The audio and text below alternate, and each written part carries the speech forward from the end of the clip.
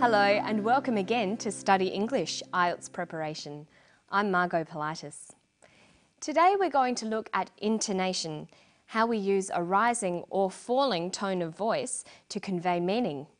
And we'll also have a quick look at how to use commas. But first, let's watch a clip about sleep. We'll see a researcher doing some tests on a subject to see just what the benefits are of an afternoon nap. Researchers at Flinders University say a short sleep in the mid-afternoon could actually increase a worker's productivity. Each subject performed a series of tests before and after their mid-afternoon sleep. Some subjective tests of alertness, fatigue, vigour, and also some cognitive performance tasks, some which are pencil and paper and some that are done on the computer, and also an objective measure of alertness, which is how long it takes someone to fall asleep. So if it takes them a long time to fall asleep, that would suggest that they're quite alert, and a short time to fall asleep would mean that they're quite sleepy. Do you think you were asleep? Yes, hard to tell, but I think so. Okay. I think I was there for a bit. For how long? Felt like probably a couple of minutes, I reckon. Mm-hmm. Yeah. Well, I want you to do exactly the same thing now. Mm-hmm. So I want you to start here. So I Okay. want you to go as quickly and accurately as you can until I tell you to stop. All right. So in that clip, we heard a researcher talking to the subject of her tests. You'll notice her intonation changed a lot. Intonation refers to the changes in pitch in our voice as we speak, whether our voices go up or down. Intonation is very important to learn. It has many functions in a language. It conveys emotion.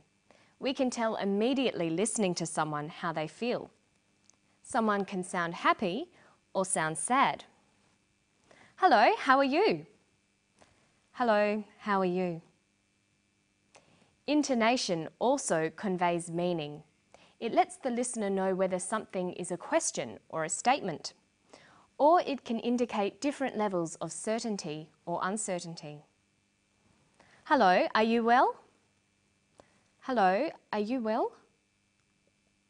Learning intonation is especially helpful for learning to ask questions and indicating what sort of answer we expect. Watch part of the clip again and listen closely to the intonation as the doctor talks to her subject. Do you think you were asleep? Yes, hard to tell, but I think so. Okay. I think I was there for a bit. For how long?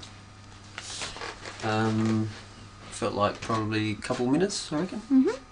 The doctor says to the subject, "Do you think you were asleep?" Does this have a rising or falling tone? Listen again. Do you think you were asleep? Do you think you were asleep? Her voice goes up at the end of the sentence. We call this a rising tone. The rising tone is used for yes-no questions, questions that need a yes or a no answer. Listen now to the second question. Does it have a rising or falling tone? For how long? Felt like probably a couple of minutes, I reckon. Mm-hmm. The doctor says, "For how long?" This is a question too, but it has a falling tone. A falling tone is used with information questions. They're questions that need information as an answer, not just a yes or no answer. The man answers with a statement. "A couple of minutes, I reckon." This takes a falling tone. In English, statements usually end in a falling tone. The falling tone at the end tells the listener that the statement is finished. Listen to the intonation used to give instructions. So I want you to start here. So I Okay. want you to go as quickly and accurately as you can until I tell you to stop. Did you hear the falling tone at the end?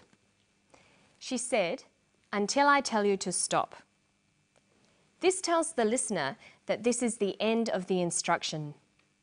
So let's look at when to use rising and falling tones again. A rising tone is used at the end of yes-no questions and a falling tone at the end of information questions. Falling intonation is also used with statements. These are very general rules, but they can help you to work out what you as a listener are expected to say and can help you as a speaker to convey your meaning. Now let's look at one last example of intonation. Listen to what happens when we have a list in a sentence. Here's a very complicated list. Some subjective tests of alertness, fatigue, vigour, and also some cognitive performance tasks, some which are pencil and paper and some that are done on the computer, and also an objective measure of alertness, which is how long it takes someone to fall asleep. So she uses a variety of intonation. She uses rising and falling tones, and a tone that's neither rising nor falling, just a flat tone for the items in the list. This tells the listener that she hasn't finished her list of tests.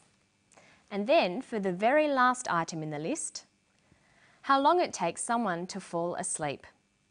She uses falling intonation. This is how we know the list is finished. We generally use falling intonation for the last item in a list. So you can see there are some rules for intonation, but of course it varies according to the situation and our attitudes to the topic. Okay, so when we're talking, we use intonation, pauses and body language to convey meaning. But what about when we're writing? Well, we need to use punctuation. Let's start with one of the most common but difficult punctuation items, the comma. Commas are used to help readers understand the exact meaning of a sentence. They're like pauses in speech. A comma in the wrong place can give the wrong meaning to a sentence. For example, look at these two sentences.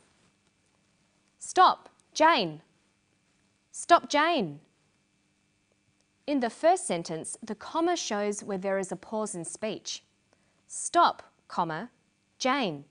And this tells us that the speaker wants Jane to stop. In the second sentence, there is no pause and no comma. Stop, Jane. With no pause, we know that the speaker is telling someone else to stop Jane. Let's look at some rules about using the comma. First, commas are used to separate items in a list. Look at the way commas are used here. Some subjective tests of alertness, fatigue, vigour, and also some cognitive performance tasks.